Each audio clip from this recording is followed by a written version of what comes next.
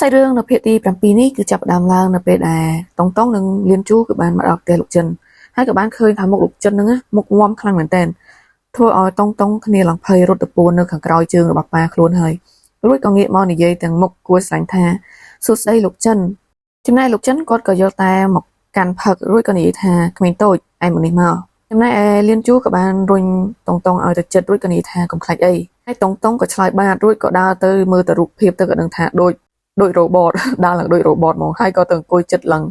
ở trên cần ra cái tình mồ ơi lúc lấy nước lực chụt bắt đầu lục chân có chơi ấy là cái này phải lòng bát sợ cốt cái này tha hỏi đây mà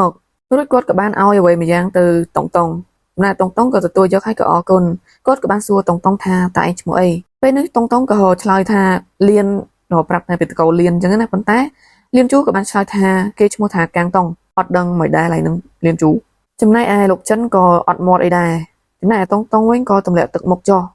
rồi con này thà sus đây lục trên một thà càng tông ôn nâng vô sạch ca chắc là chấm này lục chân có ban này thà mình mua pro cứ chơi tại khai hàn thôi bảo ai nó comment mến bọn ta ai mình cua na buồn nó khẳng coi không mình trả đề ai mưa từ tông tông ấy cái này lòng pay hay tọt mà cái lại ba khi vô hai lục chân ta các bạn đây được bỏ liên chú mong ai các ba luôn luôn các mọi cái pay chẳng từ này lục chân các bạn này từ căn liên chú thà ngay khẳng sai đinh suối nâng từ lọt một mình hơi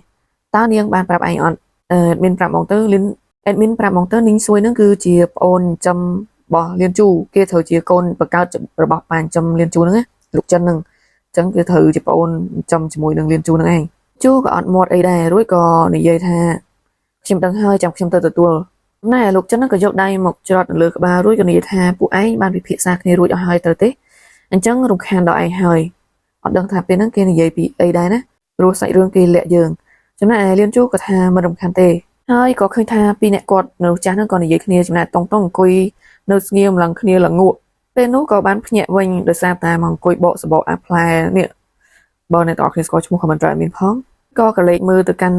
លោកតាចិនហ្នឹងរួចក៏យកទៅហុចឲ្យគាត់ខ្ញុំតែនិយាយថាតើលោកចង់ពិសាវាទេចំណាយលោកចិនក៏និយាយថាក្មេងនេះពិតជាដឹងក្តីមែនតង់តង់ហ្នឹងក៏រៀងអៀនបន្តិចសើគ្នាហើយក៏មកបង្អាប់មកបាក់ទឹកចិត្តគ្នាថា